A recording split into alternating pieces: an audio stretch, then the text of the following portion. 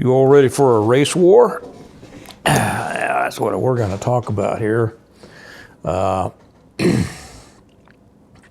told that one is either already on or coming by somebody whose opinion I respect, and from the community who would know. Before I get to that, and we're going to talk about that, I want to thank everybody who has messaged me and told me how much they're enjoying the Audible of the reversion that's now posted over on the Patreon channel. I'm glad. It's been a long time coming. I had people ask me for a long time, and those of you who are over there know what I'm talking about. Those of you who aren't, I finally got around to started to read the Audible of my first book, The Reversion, and it's up over on the Stonemont level of the Patreon channel. I'll talk a little bit more about that, but I just wanted to get that out and thank everybody who has told me how much you're enjoying it before we get to the main subject here. So I got up this morning, did my normal daily stuff, did a video for the American Reversion channel, and then I got a text from a very good friend of mine, an old partner of mine, a man I consider a brother. He said, the race war is on. Now, the reason that I pay attention to what he has to say is because he happens to be black. And he has, obviously, the heartbeat of that community more than I do. And so I took him seriously, and he sent me the video of that situation that happened down in Montgomery, Alabama, at the dock, the big fight. I'll get to that in a minute. So I take him seriously, and he kind of keeps me abreast. He kind of keeps me apprised of the feelings in the black community and such as that. And they are, for people who aren't attuned to that, it's like any community, okay? If you aren't a part of it, you don't know. You think you do, but you don't.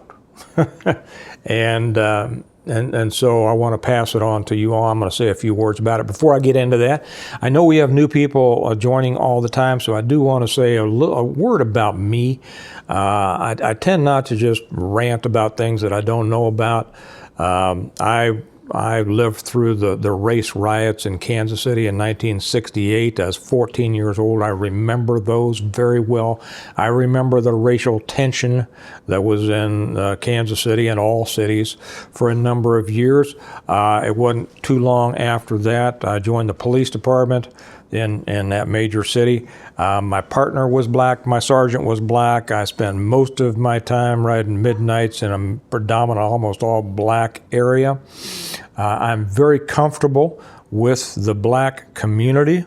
I have as much of an understanding of it, at least did, as you can without being a part of it. So I give that as not a caveat, but as an explanation that this is not new to me, okay? I'm not talking about this as somebody who never dealt with it, doesn't know about it, okay?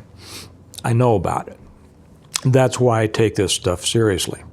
So my buddy sent me this, and then he called me, and we had quite a long conversation about it. And he has been warning me for a couple of years. He says the anger, first off, he says, interestingly, he says, support for Trump is growing in the black community. He says, you can't believe it.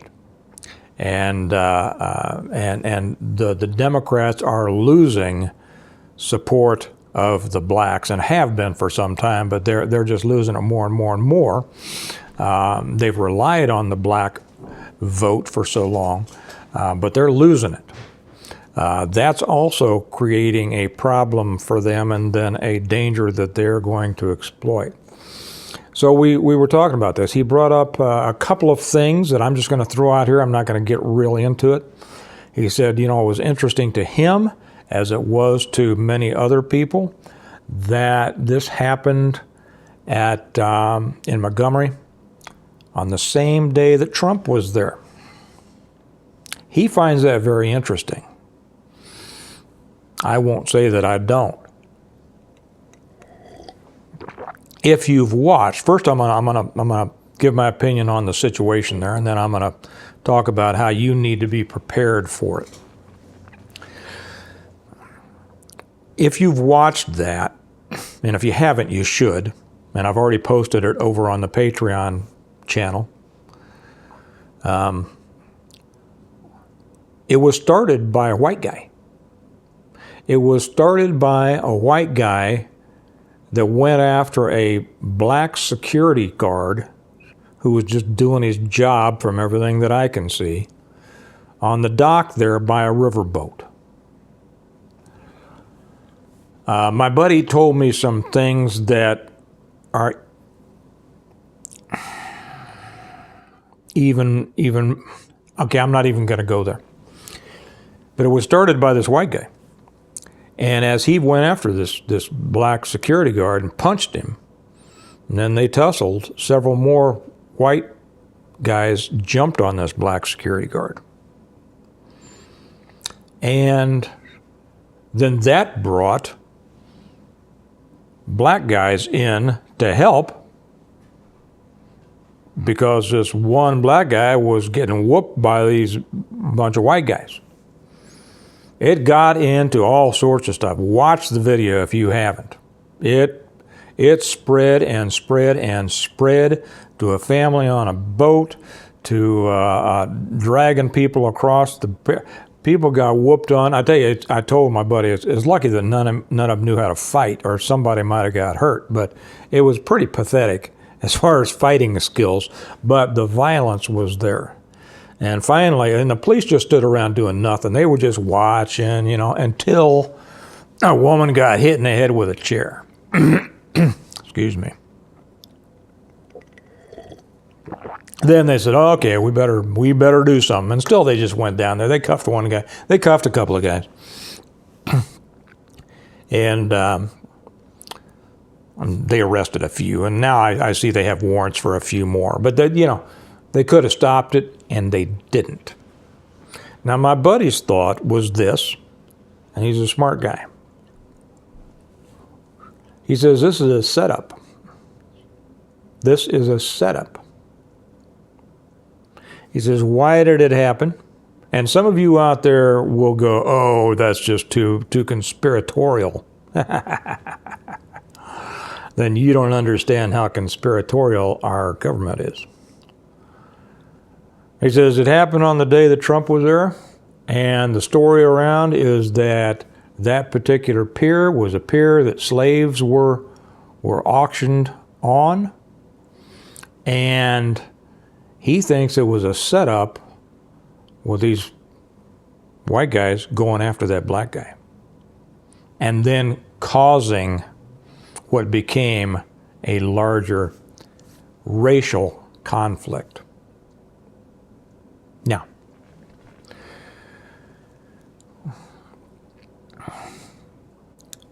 understand, as I don't have to tell you, you understand, the vast majority of people of any race, white, black, Hispanic, Asian, what other races are there? I don't know. If there's any other races that people want to identify as, the vast majority of people are just folks. They're just fine. Just fine. Small minority of every group are a bunch of idiots. They're ignorant, they're hateful, they're resentful, they blame other people for all their problems, right? They are racist, they are sexist, they are thisists and thatists. Those are the ignorant ones. They can be easily manipulated by, whoever wants to manipulate them, really. I mean, it doesn't take much to get them set off, right? I see that Al Sharpton is out there getting people set off today. It doesn't take much. And then if you have people that are, have we seen, let me ask you this for you smart people out there, because for the most part, only smart people watch this channel.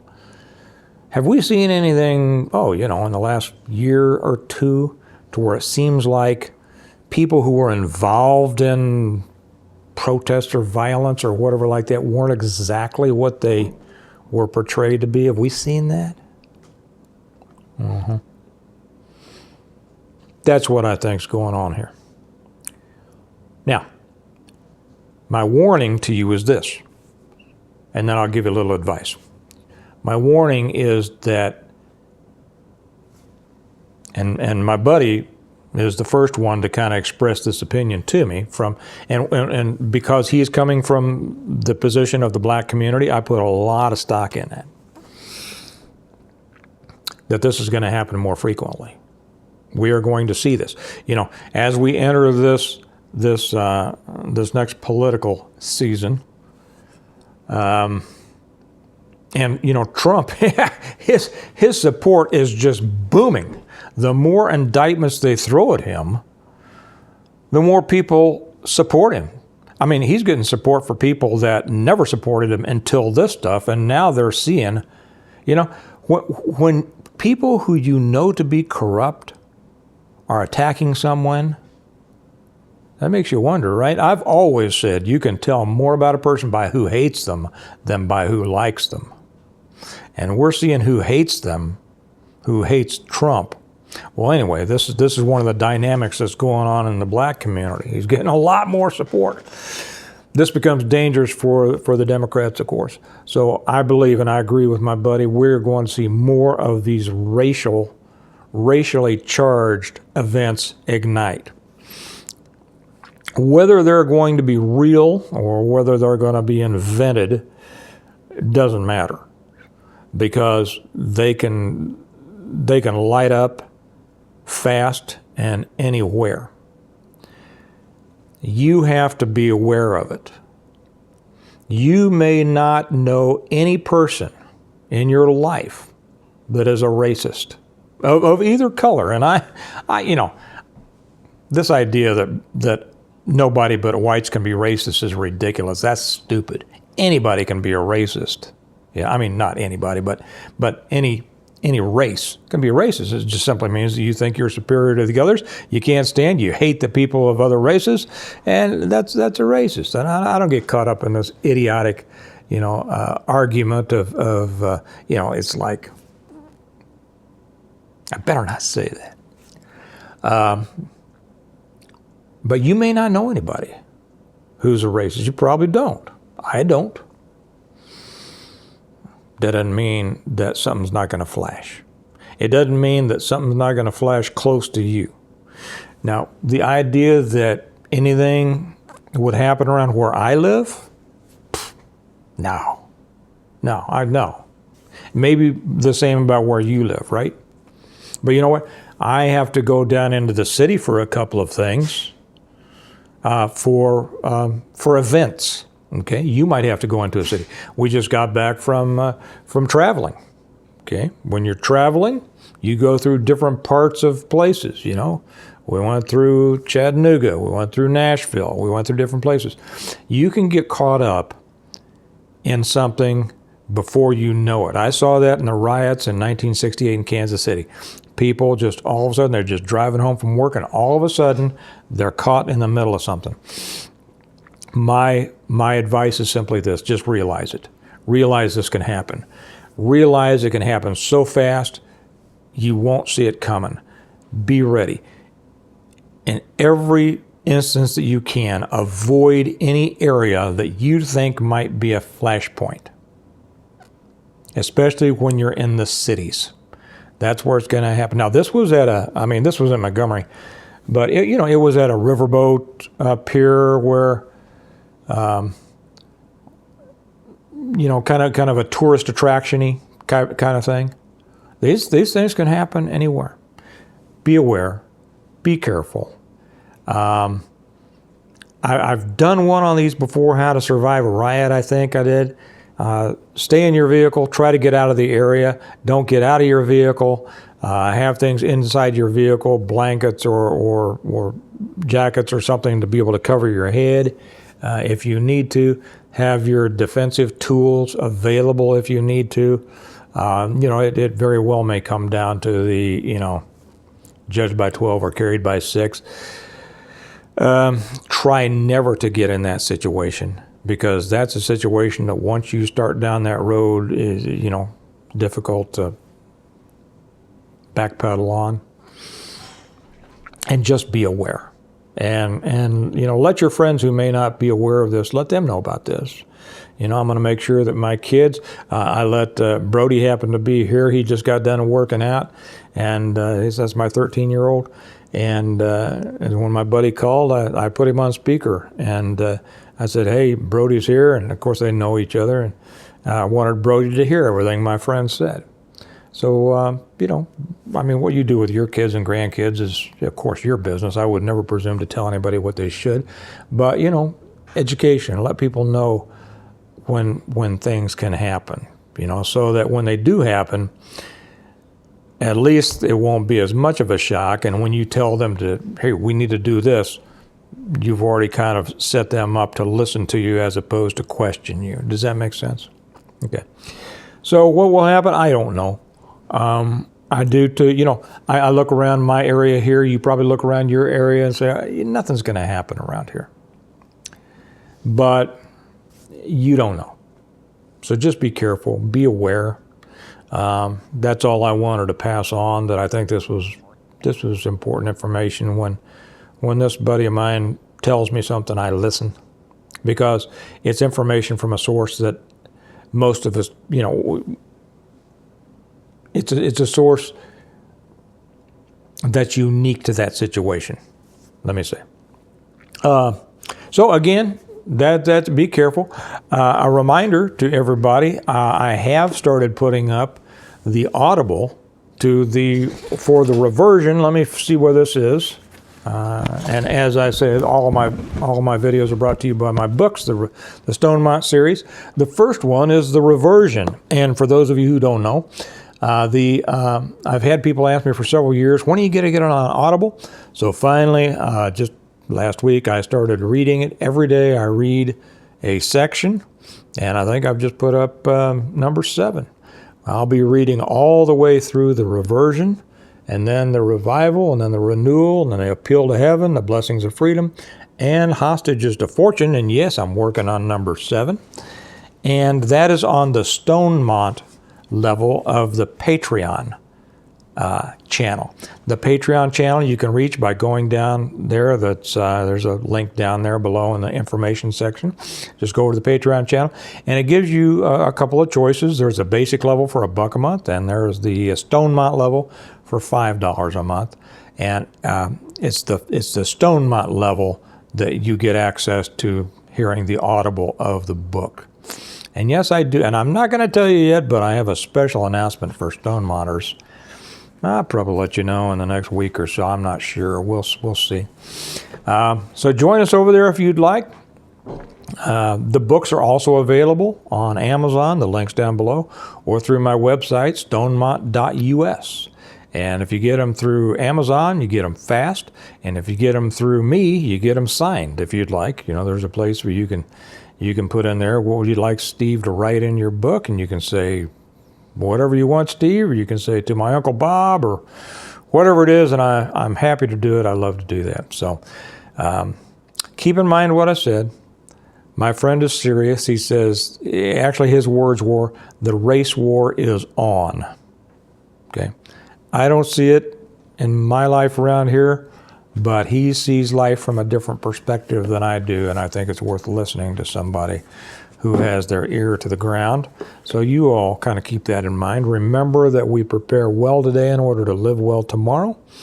So prepare. You might just kind of give yourself a mental tune-up as to where do I go, where do I have to drive to go to work, or here or there or wherever. Where might be, potential flashpoints, where might be points of concern. Keep some extra food in your car or at your office in case something blows up while you're at work and you don't want to drive through whatever, until it settles down later that night or the next morning. Just always be aware and be ready. Okay, you guys have a good night, and I'll talk to you later. Bye-bye.